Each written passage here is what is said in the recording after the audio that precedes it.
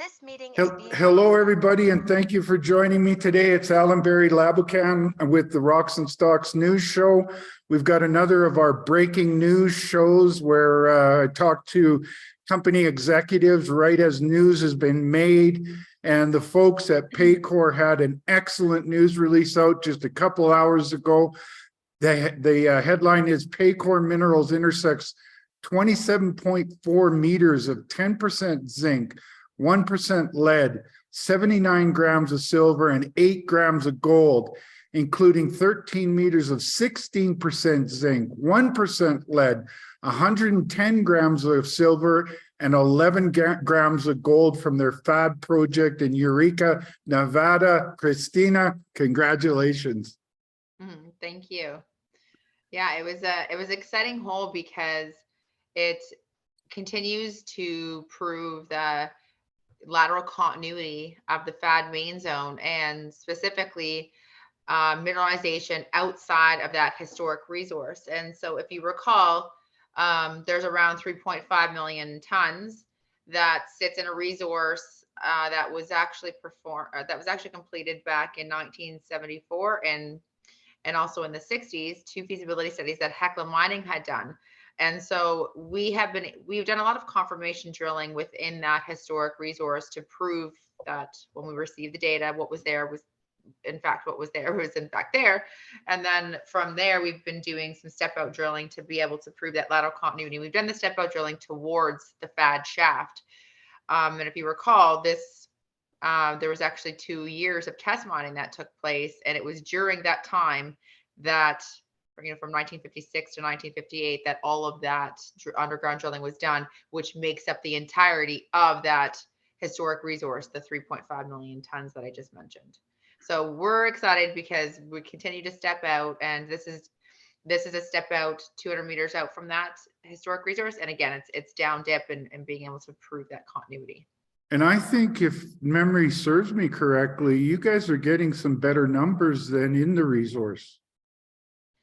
And well, actually the historic resource, when you do rotary drilling, you take a more diluted section of the core. So in fact, the grade is probably of that historic resource is probably in fact a little bit higher than what Hecla had put together.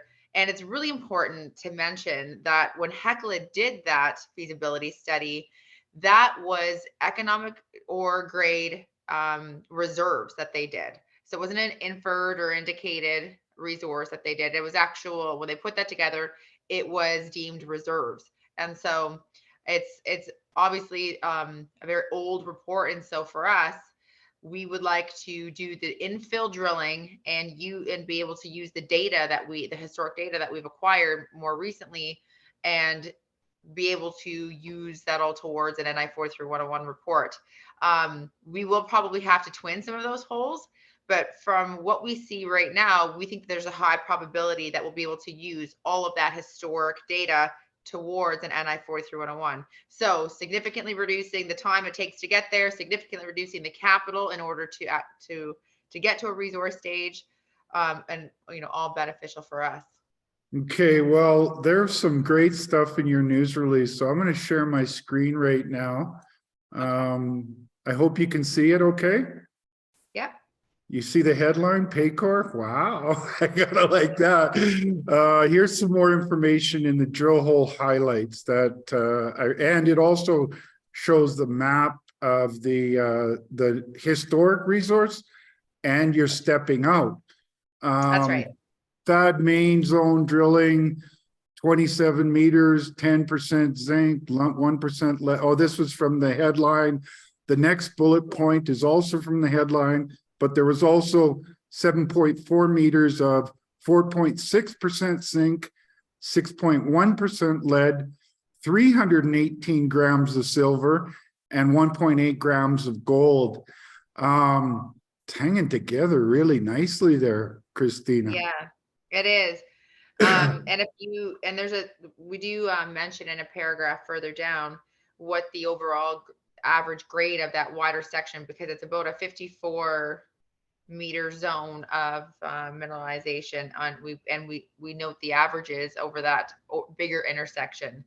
And you can see from the diagram where that hole is located in the southeast lobe. It's a bit small on the screen, obviously, but it's on that sort of lower right quadrant of your screen there on the actual on the plan view model that you have shown there. Yes, yes. And there's some really good quotes that I think people will help people understand, and I'll quote you. Hole 10 is a 200-meter step out and drill down dip from the historic resource, which contains 3.5 million tons, grading 8% zinc, 3.8% lead, 196 grams of silver, and 5.14 grams of gold. Drilling to date in the southeast lobe has demonstrated the lateral mineralization outside of the historic resource that was defined by Hecla in their 1966 and 1974 feasibility studies. And you go on. Additionally, we are in the process of planning exploration drilling within the new discovery corridor related to the untested Jackson Fault, which is associated with i-80 Gold's recent Hilltop CRD discovery. Paycore has approximately 3 kilometers of that fault to test, end quote.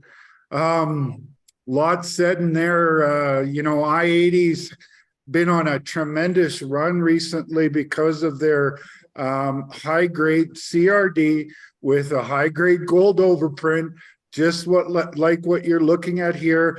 Later on, I'm going to share Google Earth so we can see it and how close everything is. Did you have anything else to add to your quote there, Christina? Yeah, really that right image that you have on the screen there really kind of demonstrates what I'm saying there, or illustrates what I'm saying there. And you will see the red outline. That's the Paycore property boundary. On the right sort of portion of that image in the lower half, you'll see the 2.8 kilometers of structure to test. That the reason why that hasn't been tested is largely that, one, it's undercover, and two, it's in the hanging wall. And most of the mining, the drilling, the exploration work that's been done since the late 1800s has all been done mostly in the footwall, which is where the Ruby Hill mine was originally discovered, which is where FAD was discovered. And so that's all associated with the Ruby Hill fault, and that's all in the footwall. It's the hanging wall, which is related to the Jackson fault here, which is also where i-80 has just made their recent CRD discovery. That's all in that Jackson fault. And so it's a north-south trending fault. You can see the purple outline in that image that outlines the Archimedes pit, which produced 1.3 million ounces of gold. That's relevant because we believe that's a Carlin style deposit, and we believe that's the reason why we're seeing gold mineralization in our CRD. And because typically carbonate replacement deposits, CRDs, they don't have gold in them, and they're typically just all base metal. And you'll probably get that from Jim Gowan's quote, which is right after mine. But we're getting this added bonus of this gold mineralization, which I continuously talk about. And so it's going to be just for us an extra credit in a processing scenario once we ever get there. But the idea is that, the Hilltop discovery, which is just below that purple outline that you see in the image there, that's the Bonanza CRD discovery that i-80 just made. So if you look around the edge of that pit, right up into our border, they have about 1.5 kilometers of strike length of the fault to test. And we have about 2.8 kilometers of that strike to test of that fault. And so that's what we will be focusing on in some of our upcoming exploration drill programs here. So now I'm going to quote. We've never tested it actually at all. There was only a couple holes that were drilled in there that were very shallow back in the 60s, but they never reached the target. And it's a completely, and the stratigraphy for those geologists out there, it's the Goodwin formation. So added an entirely new target for us, which we're excited to test in these upcoming drill programs. You have a slide in your PowerPoint that I'm going to bring up later as well, because I think it really is an eye opener. But before that, I wanted to to speak of Jim Gowan's statement, the reason that I think that this is so important is that Jim was the president of Arizona Mining. Arizona Mining was one of the big success stories in the last decade. They found the Taylor deposit in Nevada or in Arizona. It was ultimately bought out for about $2 billion Canadian. I originally started covering it at about 30 cents, so it was a great pick in my reports. And now he's the chairman of your board, and he stated, and I quote, "The FAD deposit is proving to be among one of the highest grade carbonate replacement deposits on the globe. Most CRDs consist of silver, lead, zinc mineralization. However, we believe there is a secondary mineralized event which is associated with the gold mineralization introduced into the CRD system at FAD. These additional gold values could potentially be an additional credit in a recovery processing scenario, which could add significant economic value to the deposit." End quote. I would add onto that is that if you compare what Arizona Mining has in their resource, which is much advanced from where you are, but nonetheless, the grades here are significantly higher, which makes this tremendously exciting. The Taylor deposit was much bigger Yes. in tonnage, much bigger, but it averaged out to be around 10% lead zinc. We think that this is averaging out to be around 13 or 14% lead zinc as we see it today. And again, that gold mineralization can be an additional credit to us, which we're happy to take. Is that a zinc equivalent? So does it count the silver and the gold as well, or just the silver, lead, and zinc? Yeah, we actually, for those folks that like to hear to see things on a gold equivalent basis, we do sometimes quote what this would look like on a gold equivalent basis, and we use the metal prices that are underneath the table in the press release. And using those metal prices, we average out around 1.3 million ounces at 13.6 grams gold equivalent. Wow. Right now as it stands in that historic resource. Oh my So gosh. the idea is that we're building off of that. And so a lot of the the drilling you would see in our investor presentation on some of the cross sections, we actually show some of those historic grades outside of that resource. And I mean, one of the holes was 142 feet of 20 grams gold, 476 grams silver, and over 20% lead zinc. And that hole was never included in that historic resource. So those are really good historic holes. And they again just prove that there's a down dip lateral extension outside of what was already defined by Hecla Mining. Speaking of that historical work, you guys, and it's mentioned in this news release, you guys obtained a bunch of that historical work that's going to help you moving forward. Yeah, we only just got that data in the past couple months. And in fact, we just got 8 more boxes last week. And so, and again, it was because they were all shipped over.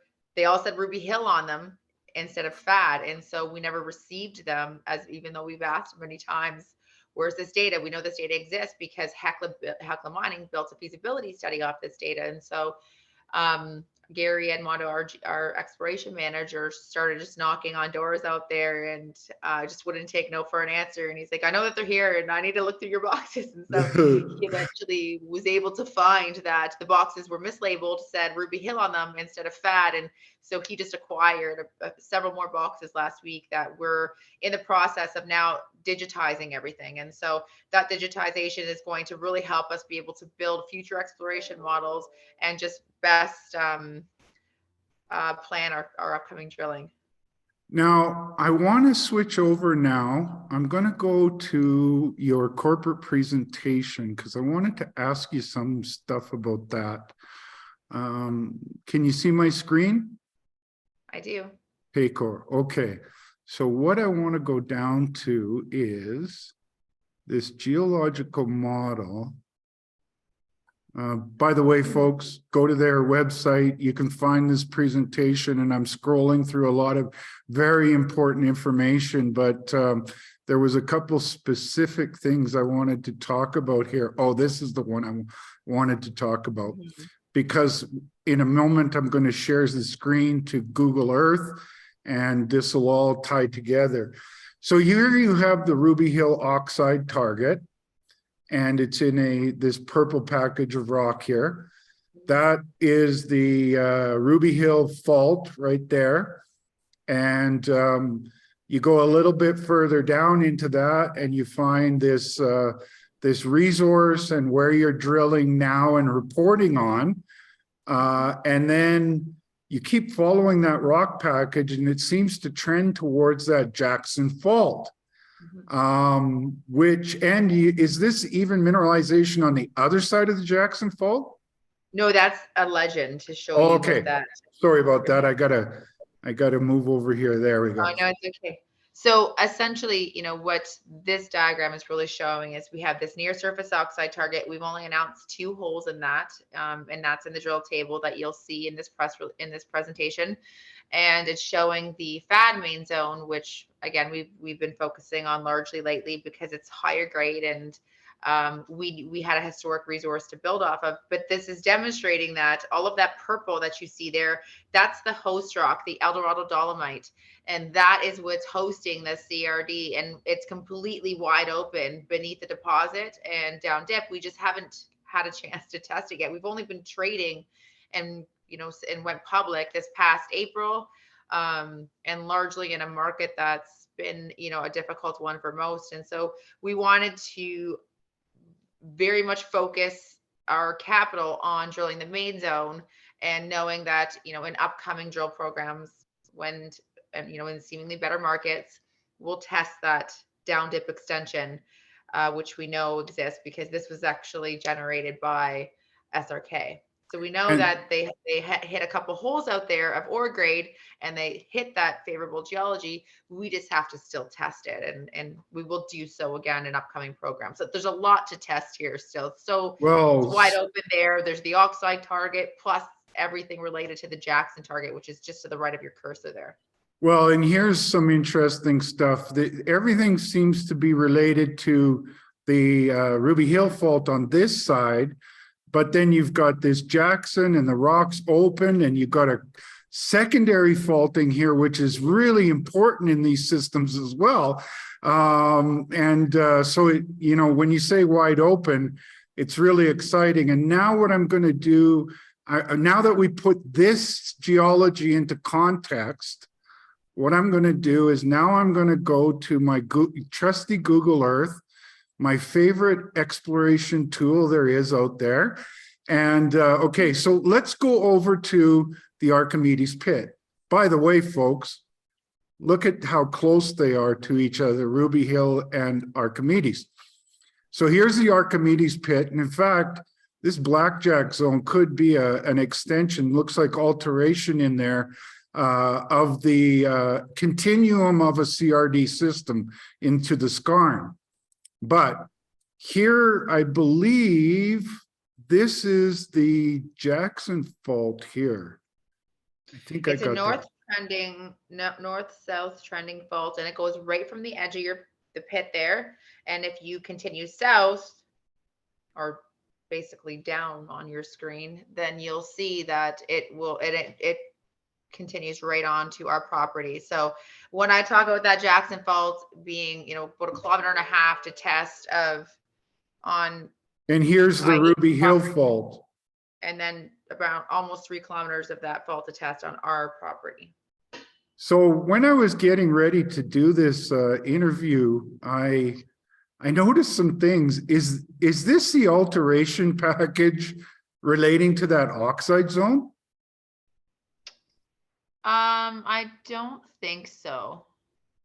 It's hard to tell on your screen, but it could be, but a bit hard to tell there with the shading and the shadows of the angle of the sun. But it does look like a different color rock package there. And is this okay? So here's your Ruby Hill operation. Is this around where the oxide zone is? You would see from Google Earth, there's a lot of workings that were done back in the 1800s and early 1900s. And I actually show it in my presentation. Very primitive mining methods that were done, which is actually why we believe that we can go back to that area and potentially test it again. It's about 1.5 kilometers by 1.5 kilometers. And when we think about how many holes it would take to get that to a resource stage, it'd be close to 100. And so while most would think, okay, that's oxide, it's near surface, it's low hanging fruit. For us, we had already a base to work with on the main FAD zone and a historic resource to work with. And so that for us was the goal, to get that into 43-101 and focus on that. But the 2 holes that we did announce on that were highly prospective. I mean, there's a drill table in our presentation if you want to bring it up there. And the 1 hole that we did announce had really great oxide grades, and it's something that we will follow up on eventually. It'll be future drill programs. So the 2 main faults that are important here, this is the Jackson fault on this side, and over here is the Ruby Hill fault. The Ruby Hill fault is more angled, sort of, well, and it'll be this way, the way that you're looking in it's a northwest trending fault, but whereas Jackson is more north-south. Okay, like right here. Yeah, it's more north-south, whereas Ruby Hill is, it'll be sort of going to the left side of your screen in the corner. What I wanted to, what this really stands out to me for a couple things is that, look how close you are to those fabulous hits of CRD with high grade gold overprint. Then you move over here, you're in the same kind of a situation right here. And I've said before, and I'll say it again, that I think this is developing into one of the most important camps in Nevada for exploration. If you look at the rock value of what you and i-80 are finding, it's some very valuable in situ rock values, and the truth machine just shows better and better stuff for both of you guys. Yeah, it's we've just scratched the surface when you think about it, because this, they did the test mining in 56 to 58, and that's when they did Hecla did the resource, which is actually reserves. There was little drilling done to date after that. So this hasn't been drilled in many decades. And it's a function of, during those 2 years that they did the test mining, when they did the underground drilling, they had a fault and it flooded the mine. In the 50s, they didn't have the technology to be able to pump water fast enough out of the mine. We certainly do today, and we see many examples of that among our peers. CORP is one of them, just on the same mineral belt here, being the Battle Mountain Eureka Trend. And so, certainly something that's, I think, more manageable today, but back then it wasn't. And so the idea was that, after Hecla had this and then Homestake owned it, Barrick acquired Homestake. Both companies didn't have a focus of base metals. And then when Barrick was monetizing all of their non-core assets and focusing on their tier 1 assets back in, between 2015, 2016, and maybe even or just before that, that's when they realized that they were going to monetize the Ruby Hill complex, and they sold it to Waterton. So that's why you see, nearly 50 plus years of no drilling or no work done here, because there was never a base metal geologist that really focused on this.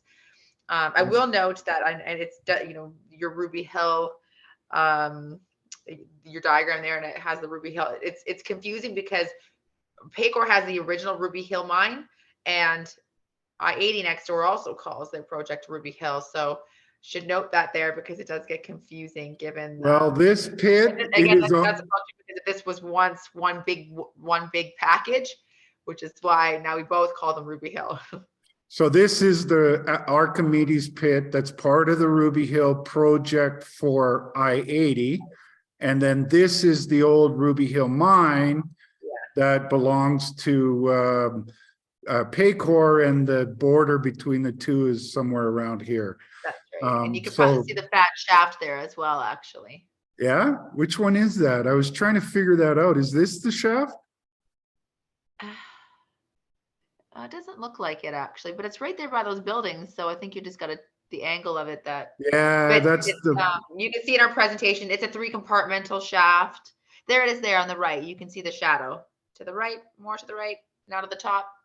You can Oh, see the here. head frame shadow. There it is. Ah, there's the Yeah. shaft. Yeah, that's it right there. So it's a Okay. 3-compartmental shaft, and it's got water in it now, and probably to around the 1,000-foot level, and so it would need to be dewatered and need to be rehabilitated.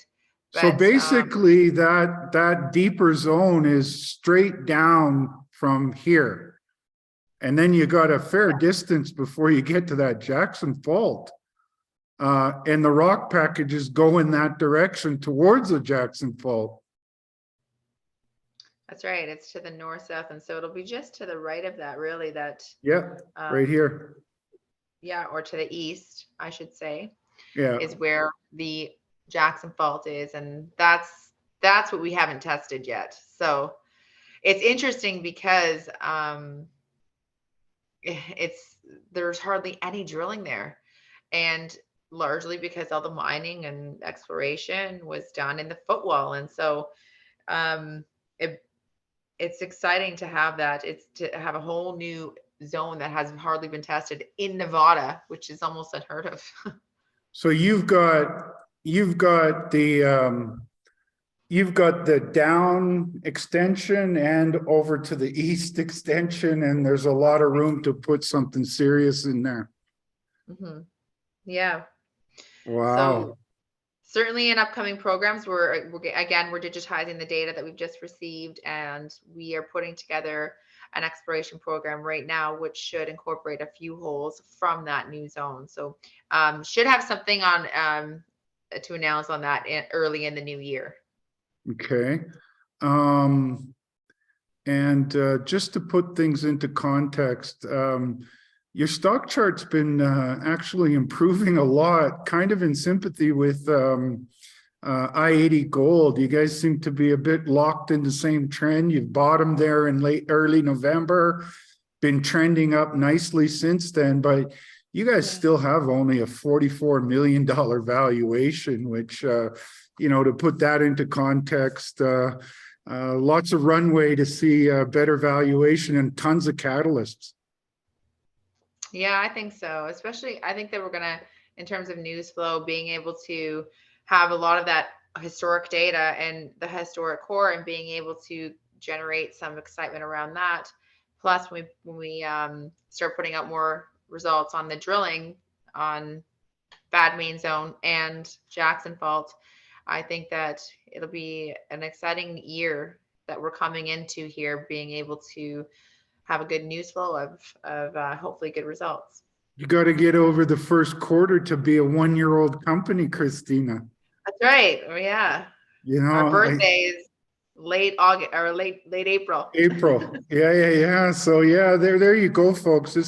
Some people might wonder why this company isn't better known. And a lot of it has to do with they're only 10 months old. But just a tremendous flow of news already, Christina. You guys have really hit the ground running as a public company. Yeah, thanks, Allan. It's been great to have your support as well. And I think that it's, with us and i-80 next door and the news that we're both generating, I think that this is an area in Nevada that's going to generate a lot of excitement. So I think just stay tuned.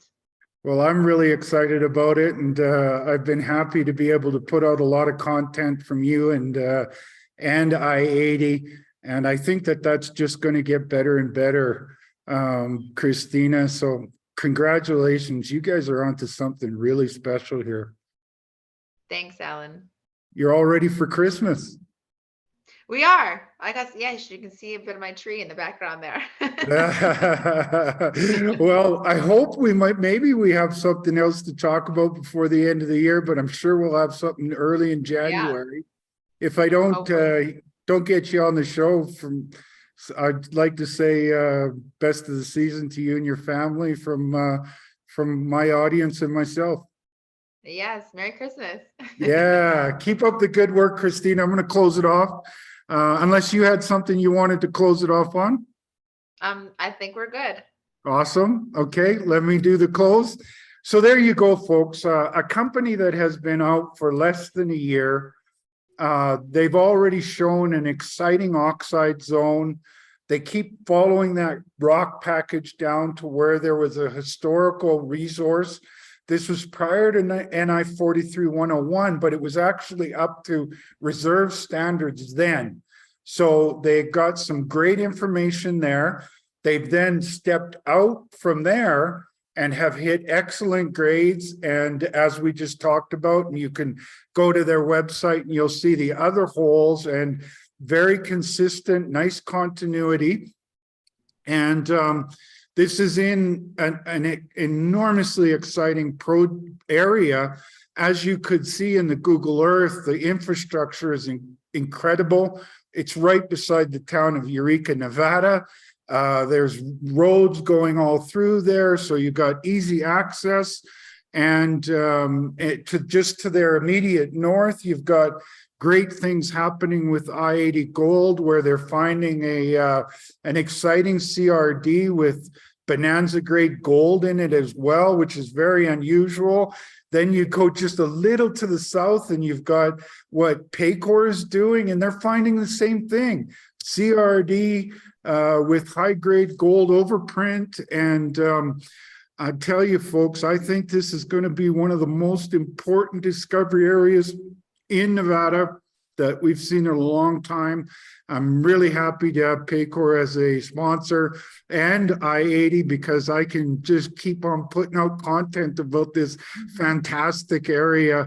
It really is, if you put it on a global context, when you look at the in situ rock values of what these two companies are finding, it's right up there in the highest grade of any metals that are being found.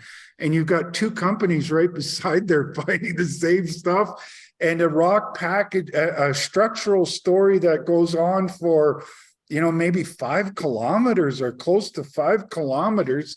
And everywhere they poke holes, they're finding great stuff. So if you like a 44 million valuation company with that kind of story, do your homework on Paycore, speak with your financial advisors. Christina and Jim Gallons have been kind enough to do interviews with me in the past. I'm really happy that they make it a priority to come on the show and dig deep into the news releases, but you can find those on my YouTube channel at Rocks and Stocks News. On that note, have a great day and we'll talk to you soon.